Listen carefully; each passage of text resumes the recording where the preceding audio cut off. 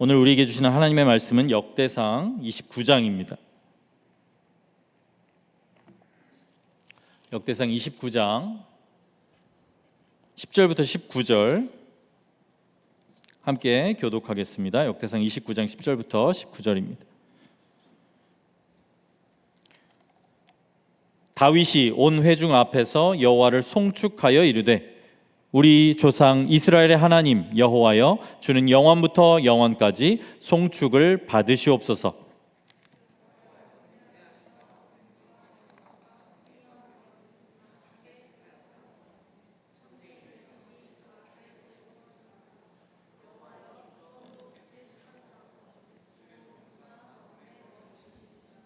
부와 귀가 주께로 말미암고 또 주는 만물의 주제가 되사 손에 권세와 능력이 있사오니 모든 사람을 크게 하심과 강하게 하심이 주의 손에 있나이다.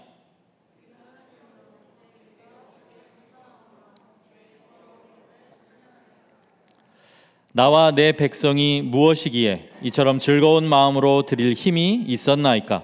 모든 것이 주께로 말미암았사오니 우리가 주의 손에서 받은 것으로 주께 드렸을 뿐이니이다.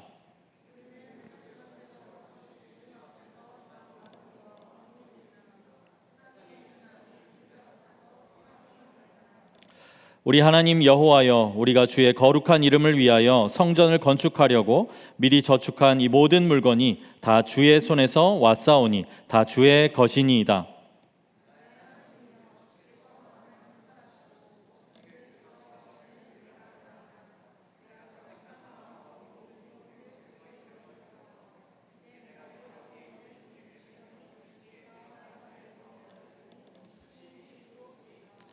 우리 조상들 아브라함과 이삭과 이스라엘의 하나님 여호와여, 주께서 이것을 주의 백성의 심중에 영원히 두어 생각하게 하시고 그 마음을 준비하여 주께로 돌아오게 하시오며 또 내 아들 솔로몬에게 정성된 마음을 주사 주의 계명과 권면과 율례를 지켜 이 모든 일을 행하게 하시고 내가 위하여 준비한 것으로 성전을 건축하게 하옵소서 하였더라. 아멘. 오늘 나와 내 백성이 무엇이기에 라는 제목으로 하나님의 말씀을 전하겠습니다. 나와 내 백성이 무엇이기에, 오늘 본문에도 나오는 그런 표현인데요, 다윗의 감사의 기도에 담긴 다윗의 마음이죠. 오늘 제가 이 설교를 통해서 전하고 싶은 한 문장은 그것을 이렇게 요약할 수 있겠어요.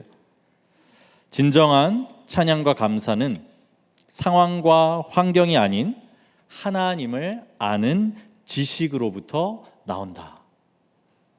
진정한 찬양과 감사가 상황과 환경이 아니라 하나님을 아는 지식으로부터 나온다. 이걸 기억하시기 바랍니다. 이 말씀 드리려고 해요. 우리가 이제 역대상 마지막 읽고 있어요. 잘 읽고 계세요? 요새 확인을 안 하고 있는데 제가 여러분이 얼마나 읽으시는지 조금 지칠 만도 한 그런 구간이기도 한데요. 근데 역대상 제가 이 마지막을 읽으면서 이 장면이야말로 정말 다윗의 영성의 어떻게 보면 최고봉, 다윗의 영적인 전성기를 보여주는 것이 이곳이다, 다른 곳이 아니라, 그런 생각이 들었어요. 우리는 다윗하면 골리앗과의 싸움, 결국 왕이 된 일, 그리고 밧세바 사건과 그 이후에 좀 비참했던 그러한 시간들을 쉽게 떠올리는데, 이 다윗의 말년의 위대한 이 면모에 대해서는 많이 주목을 하지 못하는 것 같아요. 그런데 오히려 이 모든 일이 지나고 난 다음에 이 다윗의 마지막 모습이야말로 정말 왜 그가 하나님의 마음에 합한 사람인지를 보여주고 있어요. 다윗은 자신이 성전을 건축하고 싶었어요. 자기 때에. 그러나 그 소원은 거절당했습니다. 그러나 그럼에도 불구하고 하나님을 향해서 굉장히 순도 높은 감사와 찬양, 그리고 계산하지 않는 헌신의 모습을 보여주고 있어요. 오늘 본문 배경인 역대상 28장 29장 보면요, 다윗이 자신이 영감받은 그 성전의 설계도를 다 넘겨요. 솔로몬에게 아낌없이 다 넘겨요. 그리고 또 성전 기구를 만들 때 그 사용될 금과 은의 무게까지 자기가 세심하게 다 정해줍니다. 자신의 모든 지혜와 힘을 다 동원해요. 자기 때에 성전을 건축하지 못함에도 불구하고.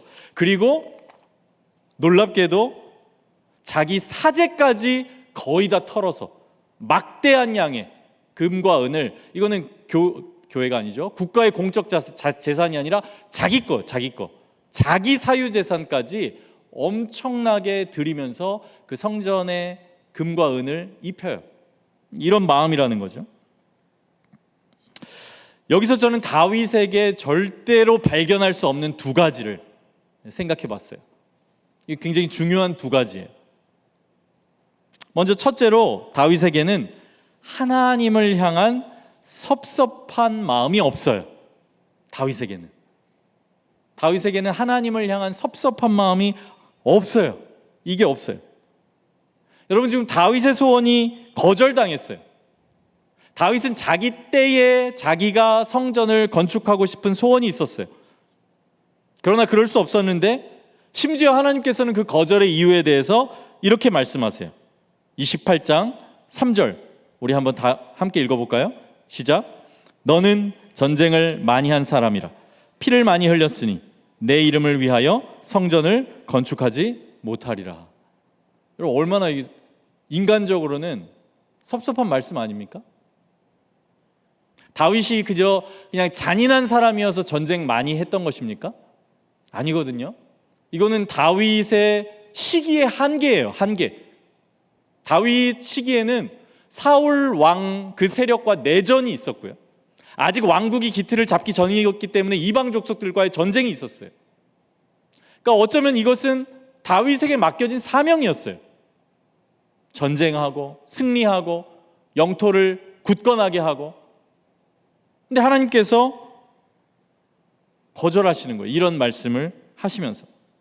섭섭할 수 있는, 충분히 인간적으로는 그럴 수 있는 상황이라는 거죠. 우리도 이건 정말 하나님의 뜻에 합당한 기도인 것 같은데 그게 정말 명백하게 거절당했다고 생각해 보세요. 섭섭한 마음을 품을 수 있는 거죠. 그런 상황 때문에. 둘째로 다윗에게 없는 것은 하나님께 드림에 있어서 계산하는 마음이 없어요. 여러분, 계산하지 마세요. 하지 말라고 안 할 수 있는 건 아니지만 참 저는 그런 마음들을 볼 때 한편으로 속상해요.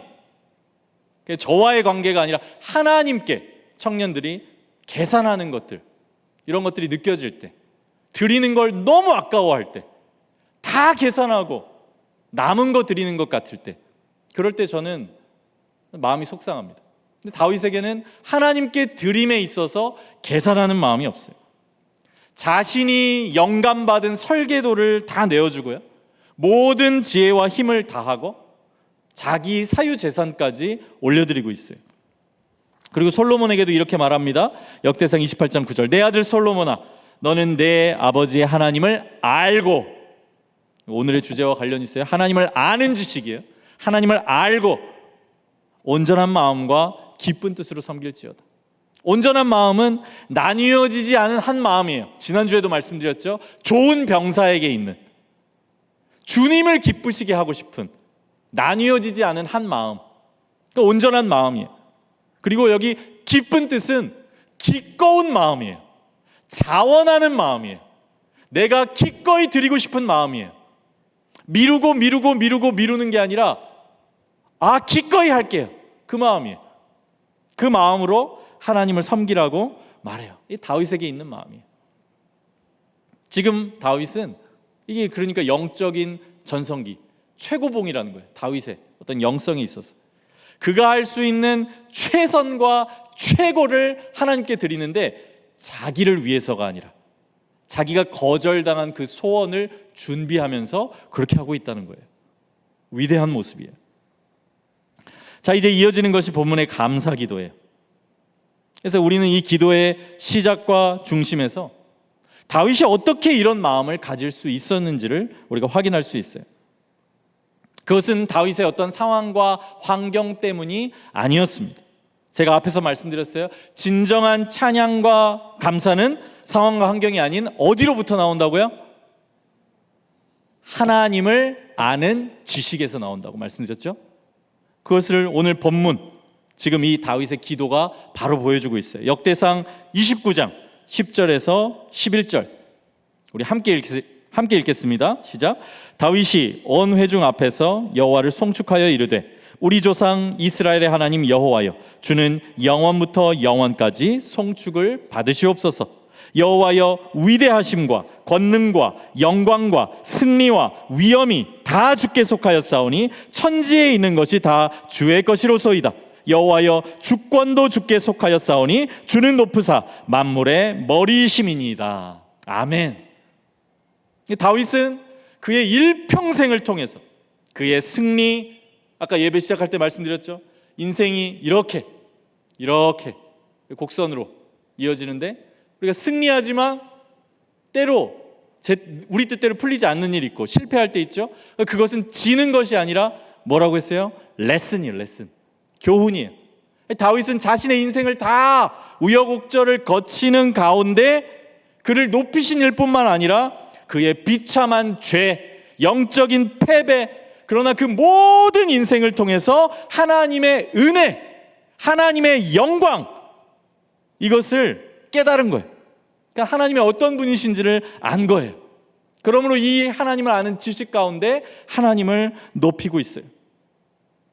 여러분, 여기서 제가 말씀드리는 하나님을 아는 지식이라고 하는 것은 단지 어떤 공식이나 성경책의 내용을 암기해서 쪽지 시험 때 써낼 수 있는 그런 지식, 그런 차원의 알미 아닙니다.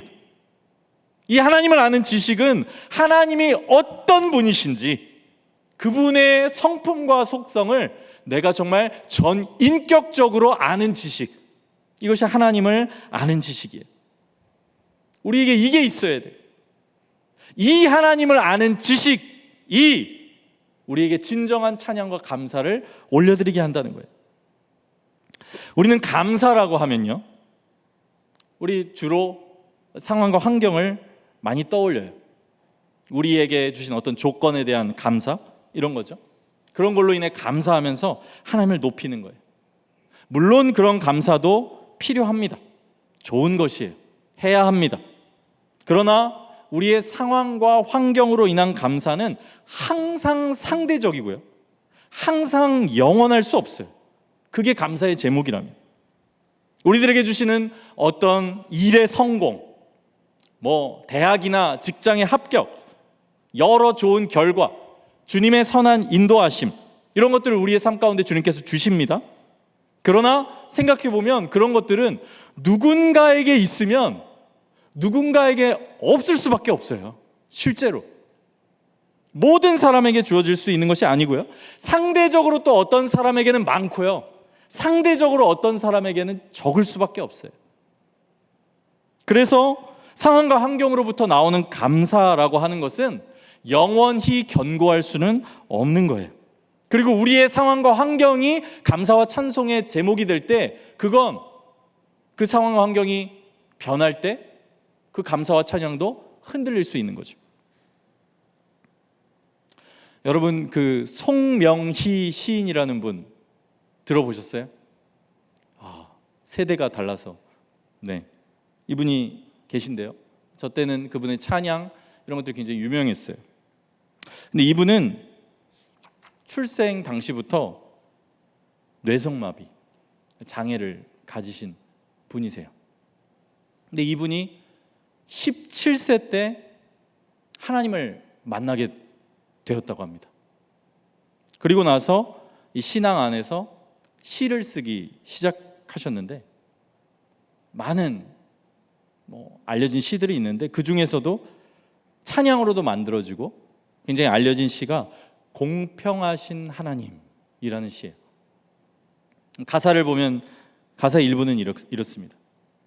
나 가진 재물 없으나, 나 남이 가진 지식 없으나, 나 남에게 있는 건강 있지 않으나, 나 남이 없는 것 있으니 공평하신 하나님이 나 남이 없는 것 같게 하셨네.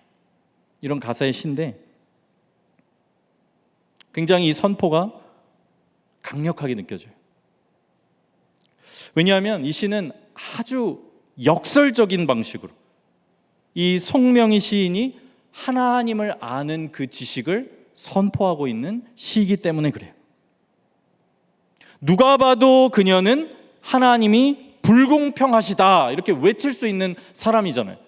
태어날 때부터 자신의 의지와 상관없이, 잘못과 상관없이 장애가,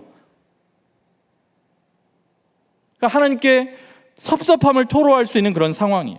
그런데 이 시인이 노래하고 있는 것은 공평하신 하나님, 하나님의 공평하신 속성, 그 하나님을 아는 지식이 이 시인에게 깨달아지고 믿어지고 경험되었기 때문에 정말 그런 상황에서도 흔들리지 않는 찬양과 감사를 올려드릴 수 있었던 거죠.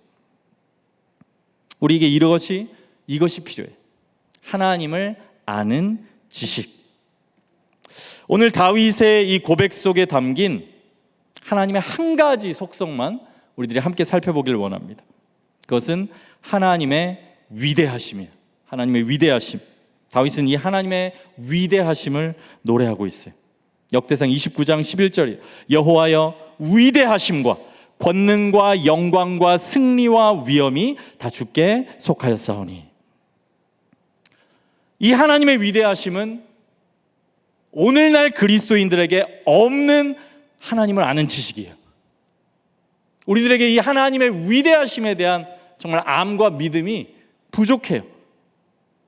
제임스 패커라는 신학자가 있는데요, 하나님을 아는 지식이라는 책을 썼어요. 그 책에서 이 신학자가 말하기를, 우리 믿음이 힘이 없고 우리 예배가 활기가 없는 것이 바로 이 하나님의 위대하심에 대한 알미 없기 때문이다, 이렇게 말하고 있어요. 오늘날 우리들에게 인격적인 하나님이라는 개념은 너무 많이 강조되고 친숙해요.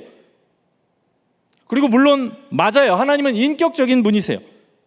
그러나 하나님이 인격적인 분이시라고 해서 그 하나님이 우리와 같이 불완전하고 우리와 같이 연약하고 부족하고 우리 수준으로 하나님을 우리는 우리의 머릿속에서, 우리의 믿음 안에서 끌어내린다는 거예요. 어쩌면 우리들의 지금 하나님에 대한 인식이라고 하는 건 고대인들이 가지고 있던 가정을 지켜주는 수호신, 우리 친척까지 우리의 가문을 지켜주는 수호신, 우리의 공동체를 지켜주는 수호신, 혹시 이 정도에 머무르지는 않는지 우리가 생각해 볼 필요가 있어요. 하나님은 위대하시며 무한하신 분이라고 성경은 말씀합니다. 그분은 우리와 달리 공간과 시간과 지식과 권능, 그 모든 면에 있어서 제한을 받지 않으시는 분이에요. 그 신학자가 책에서 이렇게 말합니다. 하나님은 영원하시고 무한하시며 전능하시다. 우리는 하나님의 수중에 있다. 그러나 하나님은 결코 우리 수중에 계시지 않는다. 여러분, 하나님은 길들여지지 않으시는 분이에요. 영원하고 무한하고 완전하신 분이에요. 하나님은 그런 분이세요. 우리와 마찬가지로 하나님은 인격적 존재다. 하지만 우리와 달리 하나님은 위대하시다. 이게 하나님이세요. 그분의 모든 속성이 영원하고 완전하고 무한해요. 그분의 선이 완전해요. 그분의 의로움이 무한해요. 하나님은 그런 분이세요. 그분의 임재가 또한 무한해요. 그분은 어디에나 계세요. 오늘 우리 찬양했죠? 시편 찬양. 우리가 어디를 가도 하나님은 그곳에 계세요. 우리의 마음 가장 깊숙한 곳을 하나님은 아세요. 그분의 임재가 영원하고 무한하고 완전해요. 선지자는 이 하나님의 크심에 대해서 이렇게 말씀합니다. 보라, 그에게는 열방이 통에 한 방울 물과 같고 저울의 작은 티끌 같으며 섬들은 떠오르는 먼지 같다. 선지자들이 말해요. 여러분이 하나님의 위대하심에 대해서 생각해 보세요. 그 위대하심을 생각해 보기 위해 이 세상과 지구를 또 생각해 보세요. 80억 인구 전체의 지구, 이제는 지구뿐만 아니라 우리의 지식이라는 것은 우주로까지 확장되고 있어요. 그런 지식들이 우리를 놀라게 해요. 그러나 하나님은 이 세계와 우주를 작아 보이게 만드는 창조주 하나님이세요. 우리는 세상의 위정자들을 대단하게 생각합니다. 위대한 영향력을 가진 사람들로 생각합니다. 트럼프, 시진핑, 국가의 정상들. 그러나 정말 이 인류의 역사를 펼쳐놓고 볼 때 이 세계의 질서와 나아갈 길이 그러한 지도자 한 사람에게 달려 있었습니까? 아니에요. 하나님께서 이 세상의 질서와 방향을 정하십니다. 하나님은 단지 양적으로 크신 분이 아니라 질적으로 우리와 같지 않으신, 이 세상의 어떠한 것과도 비교할 수 없으신 위대하신 분이에요. 여러분, 다윗이 고백했던 하나님의 속성 중에 하나인 이 위대하심, 우리가 이 위대하신 하나님만 알고 믿어도 우리들의 신앙이, 우리들의 삶이 정말 그것을 믿는다면 달라질 거예요. 다윗은 이 하나님을 아는 지식에 사로잡혀 있어요. 또한 이제 이 하나님을 아는 지식이라고 하는 것, 하나님을 정말 인격적으로 안다고 하는 것은 반드시 나를 아는 지식으로 이어지게 됩니다. 하나님을 아는 지식은 나를 아는 지식으로 연결돼요. 종교개혁자 존 칼빈이 이렇게 말했어요. 하나님을 아는 지식과 우리 자신을 아는 지식은 서로 연결되어 있다.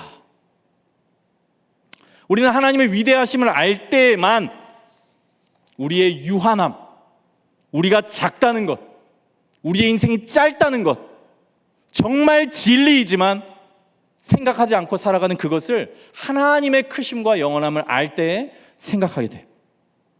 또 하나님의 거룩하심을 알 때에만 내가 얼마나 죄인인지, 내가 그래서 그분 앞에 도저히 나아갈 수 없는 존재라는 것, 이런 것들을 더 깊이 깨닫게 된다는 거예요.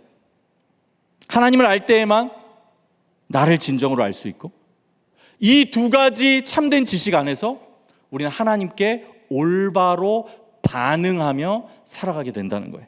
이게 바로 다윗에게 담긴 마음이고 다윗의 고백이에요. 다윗의 고백이 또한 이것을 명확하게 보여줍니다.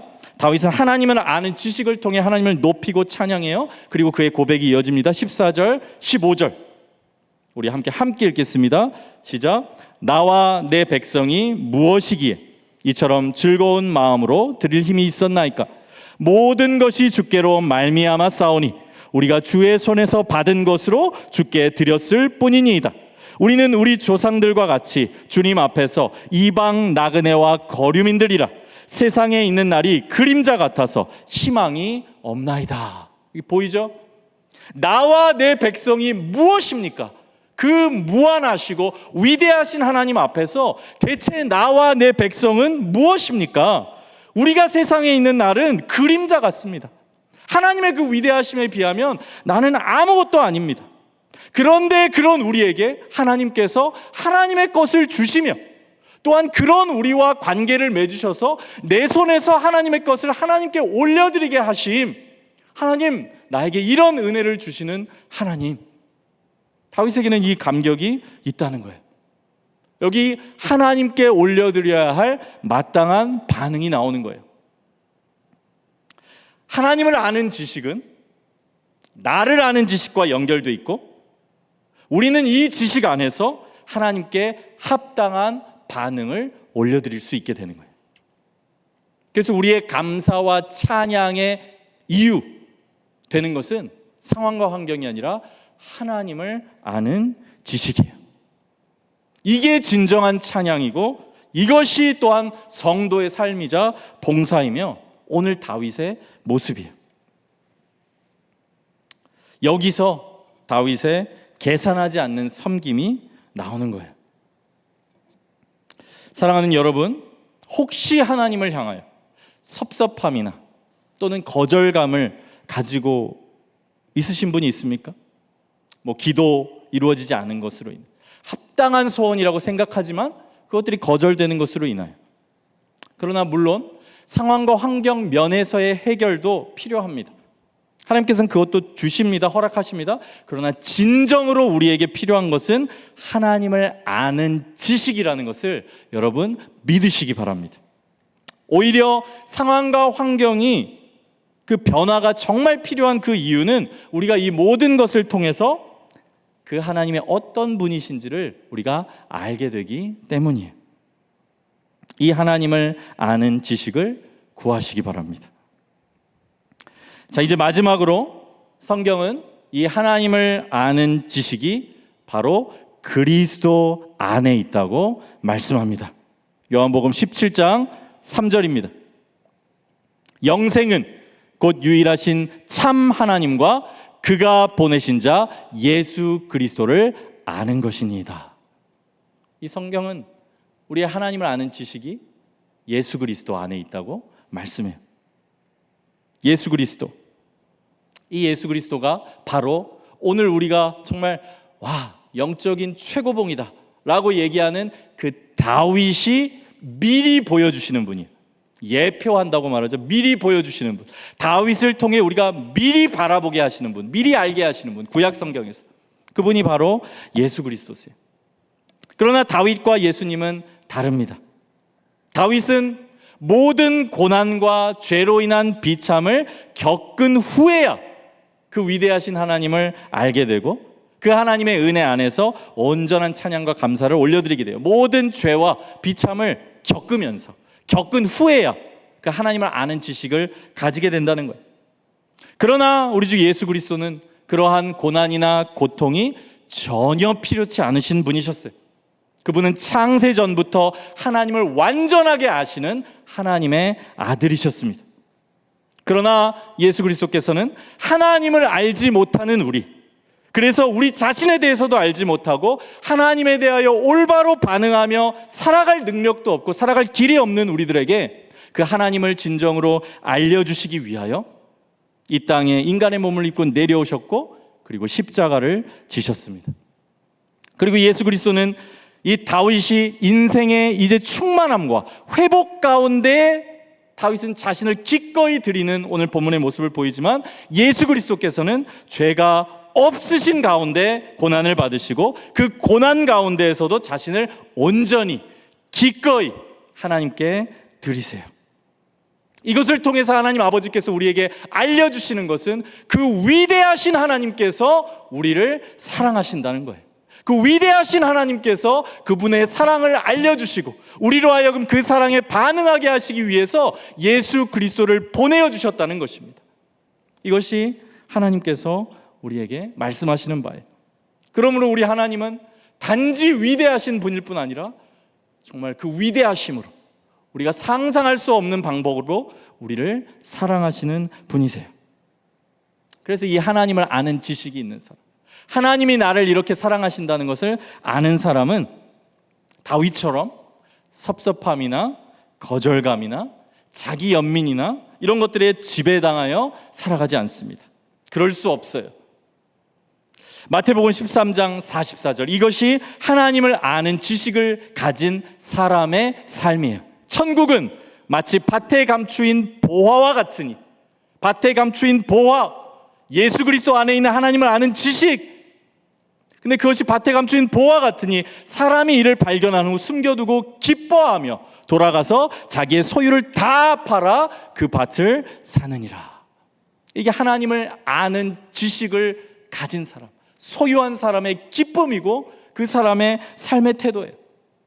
이 고백을 동일하게 바울이 이렇게 말씀합니다. 빌립보서 3장 7절에서 8절, 그러므로 무엇이든지 내게 유익하던 것을 내가 그리스도를 위하여 다 해로 여길 뿐더러 또한 모든 것을 해로 여김은 내 주 그리스도 예수를 아는 지식이 가장 고상하기 때문이라. 아멘. 하나님을 아는 지식은 그것을 가진 사람을 이렇게 변화시킨다는 것. 내가 잃어버린 것, 내가 억울한 것, 내가 손해본 것, 그 섭섭함에 사로잡혀 가는 삶이 아니라 내가 하나님께 받은 것, 그 크신 하나님이 나를 사랑하신다 말씀하시는 것, 그 복음으로 인하여 그것을 기뻐하며 그것을 위하여 기쁨으로 자신의 것을 드리는 삶을 살아간다는 거예요. 사랑하는 여러분, 우리들에게 이 마음이 있기를 소원합니다. 그래서 이 하나님을 아는 지식 안에서 하나님을 향해서 계산하지 않고 나의 것을 드릴 수 있는 그 섬김과 헌신의 삶도 살아갈 수 있기를 바랍니다. 다윗의 이 고백이 우리의 고백이 되길 바라요. 역대상 29장 17절입니다. 우리 한번 함께 읽겠습니다. 시작. 나의 하나님이여, 주께서 마음을 감찰하시고 정직을 기뻐하시는 줄을 내가 아나이다. 내가 정직한 마음으로 이 모든 것을 즐거이 드렸사오며 이제 내가 또 여기 있는 주의 백성이 주께 자원하여 드리는 것을 보니 심히 기쁘도소이다. 아멘. 또 다윗 한 사람이 자신의 것을 다 드리며 하나님께 나아가자 모든 백성들이 또한 함께 자신의 것을 내어놓으며 하나님께 나아가서 그 성전 건축이 다 준비되고 있어요. 여러분, 이것이 우리 공동체의 모습이기를 소원합니다.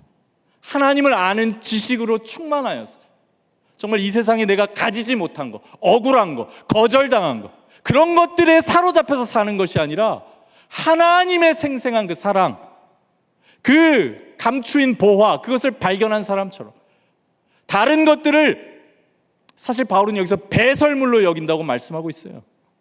바울은 최고의 스펙을 가진 사람이에요. 최고의. 그게 다 배설물이라는 거예요. 바울의 그리스도를 아는 지식이 가장 나에게 소중합니다. 고백한다는 거예요. 그건 지식이 아니에요. 그건 창조주 하나님, 구속주 하나님을 사랑 가운데, 인격적인 관계 가운데 아는 그 알미예요. 여러분, 이 하나님을 아는 지식을 구하시기 바랍니다. 하나님에 관하여, 하나님에 대하여 여러분은 알고 있어요. 모태신앙이잖아요. 3대, 4대 성경 내용에 대해서 알고 있어요. 그러나 그것이 문자적인 내용에 불과할 때 그건 하나님을 아는 지식이 아닙니다. 하나님에 대하여 아는 것이 아니에요. 하나님에 관하여 아는 것이 아니에요. 하나님 그분을 알아야 돼요. 예수 그리스도 안에서 그분을 알아야 돼요. 그렇게 그 진정한 암 가운데 살아갈 때 우리는 기쁨 가운데 살아간다는 거예요. 세상이 알 수도 줄 수도 없는 평강과 담대함 가운데 살아간다는 것입니다. 여러분, 그렇게 담대하게 살아가기를 바랍니다. 여러분, 왜 이렇게 반응이 없어요? 담대하게 살아가시기 바랍니다. 네, 우리 이 역대상 29장 12절 우리 다 함께, 여러분, 하나님 이런 분이세요. 이 하나님을 믿고 여러분 그 하나님을 알아가며 담대히 살아가기 바랍니다. 마지막으로 29장 12절 우리 함께 읽고 마치겠습니다. 함께 읽습니다. 시작. 부와 귀가 주께로 말미암고 또 주는 만물의 주제가 되사 손에 권세와 능력이 있사오니 모든 사람을 크게 하심과 강하게 하심이 주의 손에 있나이다. 아멘. 저는 이 시대의 청년들 그리스도인들이 하나님을 진정으로 아는 그 암 가운데 담대하게 하나님을 아는 그 사랑에 사로잡혀서 살아가기를 간절히 바랍니다. 저와 여러분의 삶, 그런 삶이 되기를 바라겠습니다. 기도하겠습니다.